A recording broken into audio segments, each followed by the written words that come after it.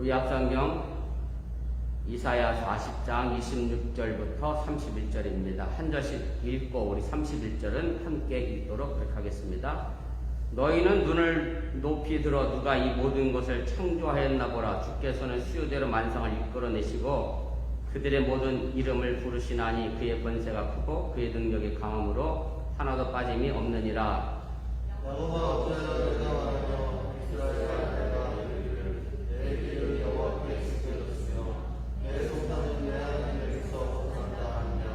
너는 알지 못하였느냐 듣지 못하였느냐 영원하신 하나님 여호와 땅끝까지 창조하신 이는 피곤하지 않으시며 곤비하지 않으시며 명철이 한이 없으시며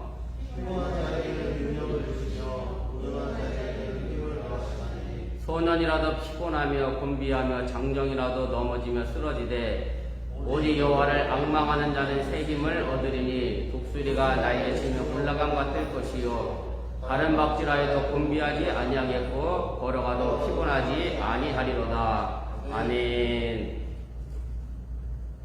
우리가 일반적으로 하나님을 믿는다라고 말하는데 우리가 그 믿음을 그냥 맹목적인 것으로 생각하기가 쉽습니다. 쉽게 말씀을 드리면 내가 뭘 믿는지도 모르면서 믿는다라고 말하게 된다는 그런 말씀입니다. 그래서 우리가 하나님을 믿는다는 것이 무엇인가를 항상 깊이 생각해야 하고요. 그리고 하나님의 말씀을 또한 깨달아 가야 한다는 사실 또한 기억하시기를 바랍니다. 그래서 저는 오늘 하나님을 믿는다는 것은 이렇게 좀 정의를 내려보고 싶습니다. 하나님과 인격적인 사귐이 있는 것이 하나님을 믿는 것이다. 하나님과 인격적인 사귐이 있다라고 하는 이 말은 하나님과 내가 친하게 지내면서 막힌 것이 없는 것이 바로 하나님을 믿는 것이다 라고 하는 얘기고요. 하나님과 나와의 관계성 속에서 죄로 인하여 그 어떤 것이 막혀 있다라고 하면 그래서 하나님과 인격적인 관계를 제대로 우리가 맺지 못한다라고 하면 우리가 하나님을 믿는다는 것이 허상일 수 있다라고 하는 얘기입니다. 바로 오늘 이사야 선지자는 이스라엘 백성들에게 하나님의 말씀에 대해서 그리고 하나님을 믿는 것에 대해서 강요하거나 강제적으로 주입하는 것이 아니라 스스로 질문하게 하고 또 대답하게 하고 해서 스스로 참여하는 방식으로 하나님의 말씀에 대해서 깨달음을 주고 있음을 우리가 보게 됩니다. 오늘 우리가 함께 읽은 이사야 40장의 배경은 이스라엘 백성들이 바벨론이라고 하는 강대국에 포로로 잡혀간 시대적 상황을 반영하고 있습니다. 이스라엘 백성들이 바벨론에서 힘들고 어려운 포로 생활을 하는 것에 대해서 상당히 억울했습니다. 그리고 스스로 선택된 백성이라고 믿었죠. 선민이라고 생각했는 그들 마음속에 자존심에 요즘 말로 하면 스크래치가 생기는 그런 상황에 직면하게 됐습니다. 그런데 이스라엘 백성들이 바벨론 포로 생활에 대해서 억울하게 생각한 이유가 있습니다. 그것은 자신들의 죄가 없다라고 생각했기 때문에 그렇습니다. 자신들의 죄가 없는데 지금 하나님의 심판으로 바벨론에서 포로 생활하고 있다라고 생각했기 때문에 이스라엘 백성들이 억울하게 생각했다라고 하는 얘기입니다. 사실 이것은 여러분들도 한 번쯤 아마 경험해 봤을 것이라 생각이 됩니다. 정말 나는 아무 잘못도 안 했는데 말 그대로 억울한 경우를 당하는 일이 종종 있다라고 하는 얘기입니다. 여담으로 드리지만 여러분들이 자녀를 야단칠 때도 마찬가지입니다. 꼭 기억해야 될 것은 아이들이 무엇을 잘못했는지 그 죄에 대해서 분명히 설명해주고 알게 한 다음에 혼을 내야 그 아이가 억울해하지 않습니다. 무작정 윽박지르고 화를 내면 아이들은 말 그대로 마음에 억울한 상처를 남게 된다는 사실을 기억하시고 여러분들이 현명하게 또 자녀들을 잘 양육해 나갈 수 있기를 부탁을 드립니다. 다시 말씀으로 돌아오면 그럼 이스라엘이 지은 죄가 무엇이기 때문에 바벨론에서 포로 생활을 했느냐 우리가 그 말씀을 알아야 우리가 오늘 말씀의 실마리가 풀리게 됐는데 한마디로 말씀을 드리면 이스라엘 백성들은 항상 말로는 선민 자신들이 하나님으로부터 선택받은 민족이라고 말하면서도 실제로 하나님을 믿는 백성이 아니라 자기 자신을 믿었다는데 이스라엘의 죄가 있다라고 하는 얘기입니다.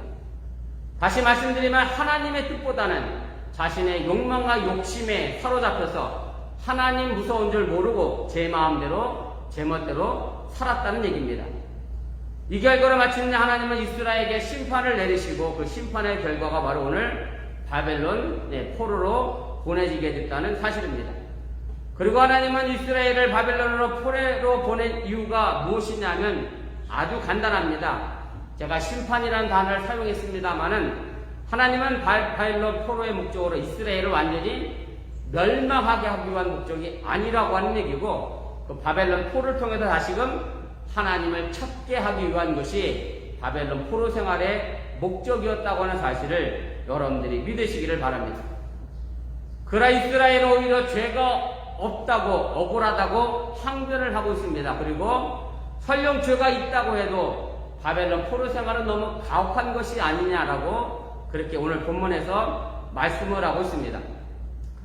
본문 27절입니다. 제가 표준 세번역으로 읽어드리겠습니다. 야곱아, 네가 어찌하여 불평하며 이스라엘아, 네가 어찌하여 불만을 토로하느냐? 어찌하여 주께서는 나의 사정을 모르시고 하나님께서는 나의 정당한 권리를 지켜주시지 않는다 하느냐? 사실 이런 이스라엘 백성들의 불평은 또한 우리의 문제임을 알아야 합니다. 우리도 고난에 처하거나 그 고난의 때가 길어지게 되면 우리를 향한 하나님의 사랑이나 하나님의 능력을 의심하게 되고, 또 그렇게 되면 낙심하거나 신앙의 회의에 빠지게 되고, 더 심하게 되면 하나님께 대한 신앙도 버리게 되는 경우를 종종 보게 됩니다. 그러나 우리가 반드시 기억해야 할 것은 하나님께서 우리를 고난에 처하게 하시거나 그 고난의 때를 길게 하시는 것은 우리를 사랑하시기 때문이거나 구원하실 능력이 없어서가 아니라 하나님이 그 고난을 통해서 우리를 연단하시고 하나님 앞에서 바로 설 수 있도록 하기 위함임을 깨달으시길 바랍니다. 오늘 이사야 선지자가 선포한 말씀을 통해서 고난의 때 우리가 어떤 모습으로 신앙생활을 지켜나가야 할지 좀 생각해 보면서 이 코로나 시기를 잘 극복하고 이겨나갈 수 있기를 주님의 이름으로 간절히 축원을 드립니다. 먼저 하나님을 찾지 않는 것이 우리의 죄임을 깨달아야 합니다. 1959년에 2차 세계대전을 배경으로 한 영화가 하나 있었습니다. 로베로의 장군이라고 하는 영화인데요. 이탈리아와 프랑스가 합작해서 만든 영화입니다. 이 영화에 보면 나치에 저항했던 많은 레지스탕들이 감옥에서 처형되는 장면이 나옵니다. 그런데 그 중에 저항 운동에 참여한 일이 없는데도 불구하고 정말로 억울하게 잘못 잡혀온 사람이 하나 끼어 있었습니다. 당연히 이 사람은 억울하다라고 하소연하고 자신이 왜 처형을 당해야 하느냐, 왜 사형을 당해야 하느냐라고 하면서 그 사형에서 벗어나려고 이제 몸부림을 치게 됩니다.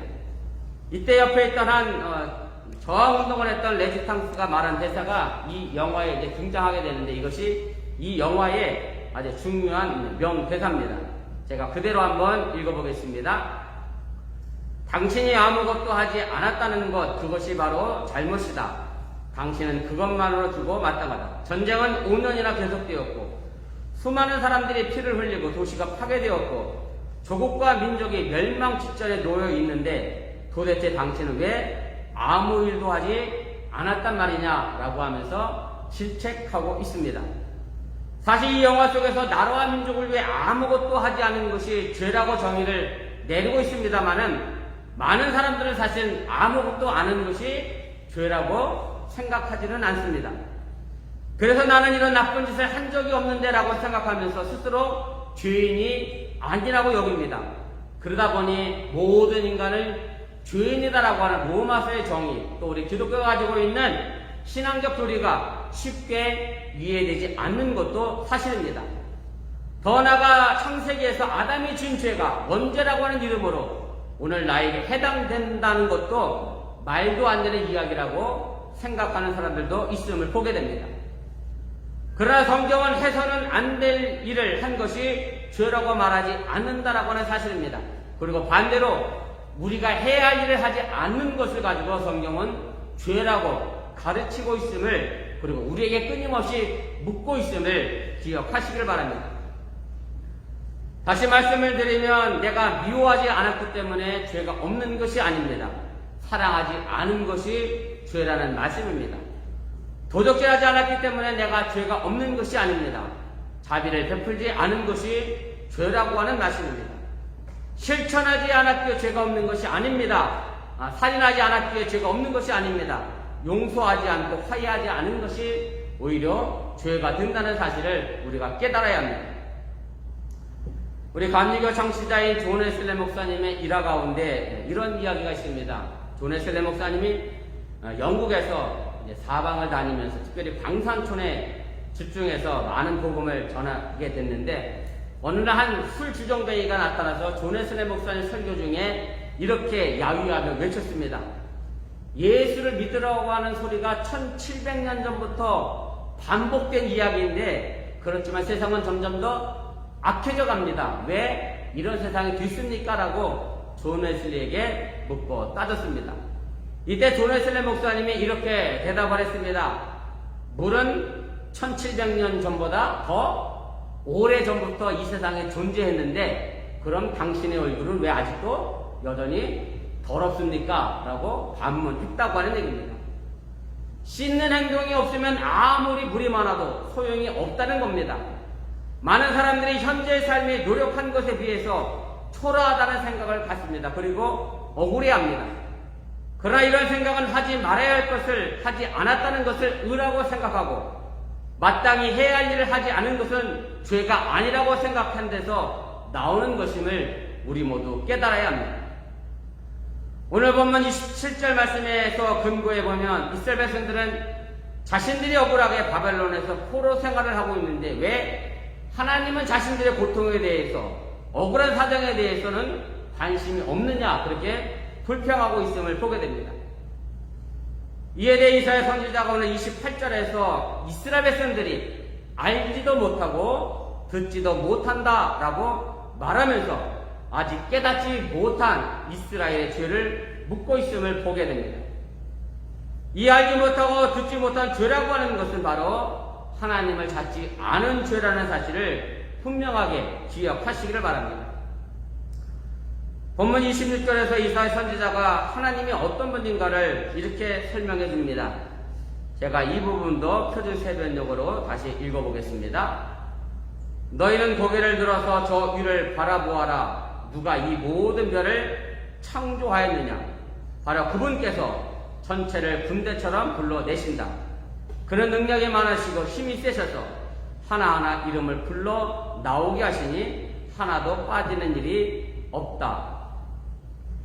이 말씀의 내용은 우리를 만든 하나님이 계신데, 그분이 왜 우리를 만들었는가를 생각하지 않고 여전히 자기의 생각, 자기 힘, 자기 물질이라고 하는 우상에 빠져 있는가를 묻고 있는 그런 말씀의 내용입니다. 우리는 우리 자신이 주인이라고 생각합니다. 그리고 그렇게 살아갑니다. 그래서 우리가 계획하고, 우리가 생각하고, 우리가 일을 벌이고, 그리고 우리가 억울해하고, 우리가 절망합니다. 그리고 그곳에서 헤어나지 못합니다. 결국 우리의 잘못은 무엇인가 하면 우리 자신을 만드신 하나님이 있다는 것을 생각하지 않는다는 말씀입니다. 우리는 결단코 우리가 주인이 아닙니다. 우리에 대한 권리는 하나님께 있음을 여러분들이 잊지 마시기를 바랍니다. 우리는 피조물이기 때문에 우리의 권리는 창조주 하나님에게 있다는 말씀입니다. 그래서 마땅히 우리는 하나님을 찾아야 합니다. 피조된 우리가 창조주 하나님을 찾지 않는 것이 가장 근원적인 죄임을 여러분들이 깨달으시고, 우리를 지으신 하나님을 찾고 또 찾으시기를 주님의 이름으로 간절히 부탁을 드립니다. 두 번째로, 하나님의 때를 기다리는 인내가 필요합니다. 이사야 선지자는 이스라엘 백성들이 바벨론 포로 생활에서 벗어나 다시 자신의 고향 땅으로 돌아갈 수 있는 길과 방법을 알려주고 있습니다. 그 대답의 핵심은 바로 오늘 설교의 제목의 말씀처럼 하나님을 앙망하는 것에 있습니다. 사실 우리는 일상생활 속에서 이 앙망이라는 단어를 자주 사용하지는 않습니다. 앙망이라는 단어를 저도 국어사전에서 궁금해서 찾아봤더니 이렇게 설명하고 있습니다. 자기의 요구나 희망이 실현되기를 우러러 바라는 것, 이렇게 돼 있어요. 그런데 실제로 시브리어 원문의 단어를 보면 이 앙망이라는 단어에 해당하는 단어가 뭐냐면 카와라는 단어인데요. 이 단어의 의미는 그냥 단순하게 참을성 있게 기다리는 것 혹은 위를 쳐다보면서 기다리는 것을 의미합니다. 어찌 보면 악막이라는 단어가 조금 더 적극적으로 해석해서 개혁성경에 반영한 것으로 우리가 생각해 볼 수가 있습니다. 그래서 이사야 선지자가 이스라엘 백성들에게 다시 하나님으로부터 힘을 얻는 길은 그냥 참을성 있게 기다리면서 하나님이 일하실 때를 기다리라고 오늘 우리에게 말씀하고 있음을 기억하시기를 바랍니다. 언뜻 보기에는 무척이나 소극적이고 대책이 없는 것처럼 보입니다. 그러나 바로 여기에 비결이 숨어 있음을 우리가 알아야 합니다. 사람의 힘이 아니고 하나님의 힘이라야 이 절망의 상태를 벗어나게 할 수 있다는 것이고요. 사람의 힘을 의지해야 소용없다는 것을 일깨워주는 말씀임을 여러분들이 믿으시기를 바랍니다. 따라서 하나님의 계획과 행동과 하나님의 때에 자신을 맞추는 길이야말로 희망을 이뤄낼 수 있는 유일한 방법임을 또한 믿으시기를 바랍니다. 그래서 단순히 우리가 기다리는 것은 아무것도 하지 않는다는 말과는 다르다는 사실을 알아야 합니다. 누군가를 기다리는 것은 이제 나타날 사람을 생각하고 그 사람이 올 것을 믿고 맞이할 준비를 하며 사는 것이 바로 기다리는 자의 자세라고 하는 얘기입니다. 저희가 지난주에 여름 성경학교를 잘 마쳤습니다. 여러분들이 아시는 것처럼 그동안 교사들이 이 여름 성경학교를 기다렸습니다. 그런데 그냥 기다린 것이 아닙니다. 사실은 한 달 더 전부터 저희가 여름 성경 교재를 주문한 것이 5월달이었으니까 어찌 보면 2달도 훨씬 전부터 여름 성경학교를 기다렸습니다. 그리고 기다린 것만 한 것이 아니라 기다리면서 여름 성경학교를 위하여 여러 가지 일들을 하면서 우리가 여름 성경학교를 기다렸습니다. 그래서 기다린다라고 하는 것은 기도하면서 준비하는 것이라는 사실을 여러분들이 잊지 마시기 바랍니다. 하나님을 기다린다는 것 자체가 바로 신앙생활이고 신앙교육의 현장임을 믿으시기를 바랍니다. 특히 우리 한국 사람은 많이 조급합니다. 참고 인내하면서 기다리지 못합니다. 뭐든지 빨리빨리 하려고 합니다. 그러나 시간이 필요한 것이 있습니다. 무엇이든지 서둔다고 다 되는 것이 아니라는 말씀입니다. 여러분들의 밥을 지을 때 뜸을 들여야 합니다. 물론 요즘은 전기밥솥이 알아서 뜸을 다 들여주니까 여러분이 뜸 들일 일은 거의 없습니다만은 밥이 다 될 때까지 뜸이 들어야 진정 맛있는 밥을 먹을 수 있다라고 하는 얘기고 시간이 필요하다고 하는 얘기입니다. 그런데 이런 조급함은 우리 신앙생활에도 그대로 나타납니다. 무슨 말씀인가 하면 하나님의 때를 내가 기다리지 않고 내가 때를 정해놓고 하나님 보고 그때에 맞춰 일하라고 말하고 있고 요구하고 있다는 사실입니다. 그러나 우리가 하나님의 시간에 내 삶을 맞춰나가는 것이 신앙이라고 하는 것을 기억하시길 바랍니다. 내가 주인이 아니라 하나님이 주인이기 때문에 우리가 하나님의 때를 맞춰야 한다고 하는 얘기인데 오늘 이스라엘 백성들은 자신들이 포로 생활하면서 자신의 때에 하나님을 끌어들이고 내 때에 내 시간대로 자신들을 이스라엘을 해방시켜달라고 요구하는 어리석음을 범하고 있음을 여러분들 잊지 마시기 바랍니다. 하나님의 생각은요 정말로 우리의 생각과 다르고 하나님의 계획과 지혜는 우리의 능력을 초월하고 완벽하기 때문에 우리는 하나님의 시간을 인내하면서 기다려야 함을 믿으시기를 바랍니다. 예수님의 비유 가운데 신랑을 기다리는 10처녀의 비유가 있습니다. 제가 설명하지 않아도 잘 아실 수 있는 내용입니다만은 5명은 지혜로웠고 5명은 미련했습니다.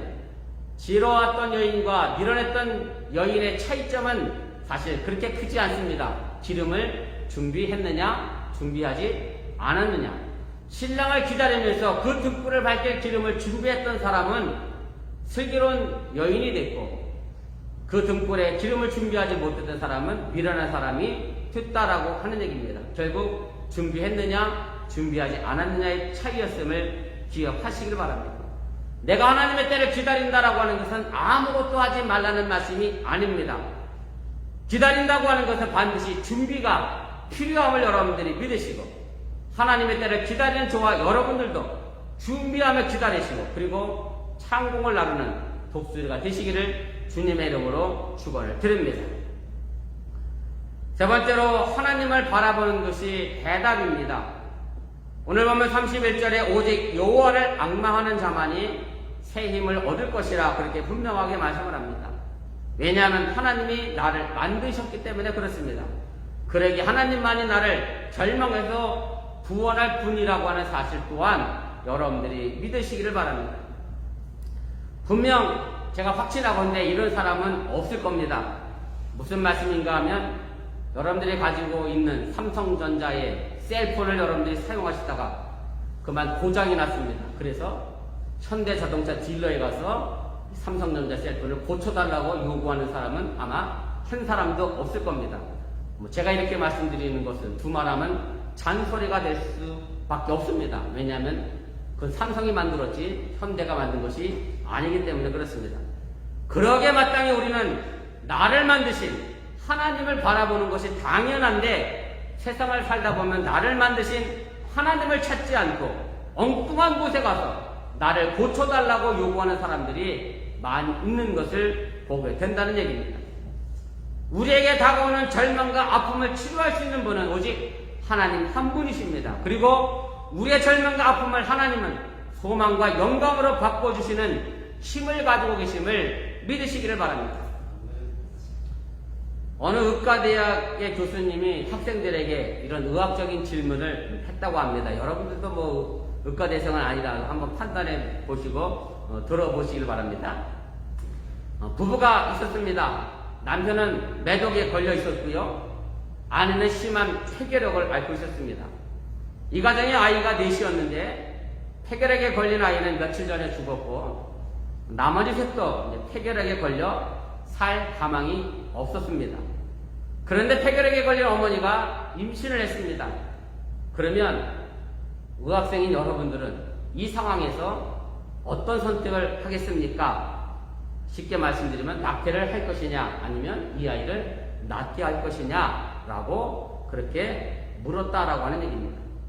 그때 학생의 한 사람이 일어나서 이렇게 대답했습니다. 이런 의학적 소견을 볼 때 당연히 이것은 낙태해야 합니다 라고 이야기를 했습니다. 그랬더니 의과대학 교수가 이 학생에게 이렇게 대답을 했다고 합니다.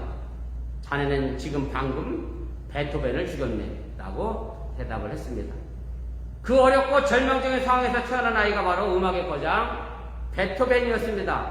베토벤의 음악의 주제가 일반적으로 얘기한다라고 하면 고난에서 환희, 희망의 찬가라고 이야기할 수 있을 것인데 그렇게 얘기해도 틀리지 않을 것이라 저는 생각을 하는데 사람이 낙태라고 판정한 그 자리에서 하나님은 더 위대한 생명으로 바꿔 놓으셨다는 말씀입니다.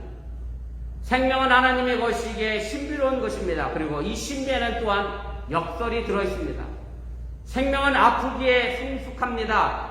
흔히 유행가 가사처럼 아픈 만큼 성숙해진다고 했습니다. 아이들이 자라면서 아프고 나면 한층 더 성장하고 성숙해 가는 것을 다 여러분들이 경험했음을 제가 압니다.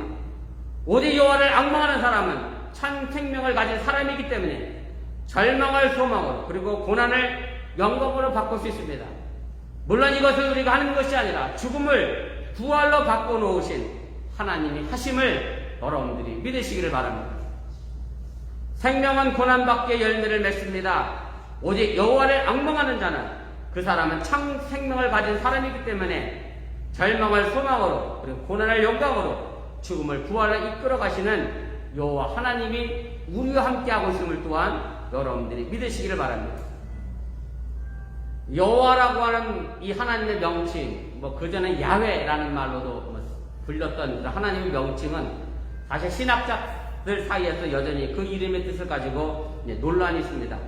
그런데 대체적으로 동의하는 것은 이 말의 어원이 어디서부터 출발했느냐라고 하는 것은 다 동일하게 동의를 하는데 그것이 출애굽기 3장 14절에서 모세가 하나님을 처음 만난 장면에 있습니다.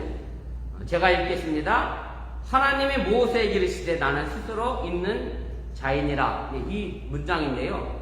나는 스스로 있는 자라고 하는 이 문장의 히브리어 발음이 예후의 아셰로 예후의 예외입니다. 그래서 이 예외라는 말에서 야훼라는 말이 나왔을 것이다, 여호와라고 하는 말이 나왔을 것이다 라고 이야기하는 것이 학계의 정설입니다.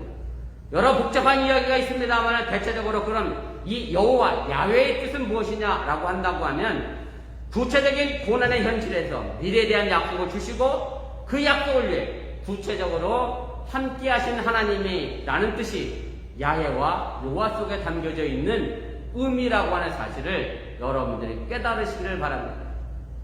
여호와 하나님을 앙망하는 것, 바로 여기에 새김, 독수리의 날개치며 올라가는 힘, 지치지 않은 힘이 있다고 하는 얘기는 바로 우리의 고난의 현장 속에 여호와 하나님이 함께하고 있기 때문에 가능하다고 하는 사실을 여러분들이 잊지 마시기를 바랍니다. 미국 샌프란시스코에 가면 미국에서뿐만 아니라 세계적인 명문 대학이 하나 있습니다. 바로 스탠포드 대학입니다. 여러분들이 잘 아시리라 생각이 듭니다만은 이 대학의 설립자는 이름 그대로 스탠포드입니다. 리랜드 스탠포드가 이 대학을 설립했는데요. 이 사람은 캘리포니아 주지사를 역임했고요. 태평양 철도회사 사장과 그 다음에 캘리포니아주의 상원뿐만 아니라 주정부 상원의원도 지낸 그런 자선가였습니다. 대단히 부자였고요. 그런데 이 스탠포드에게는 정말로 하나밖에 없는 귀한 아들이 있었습니다.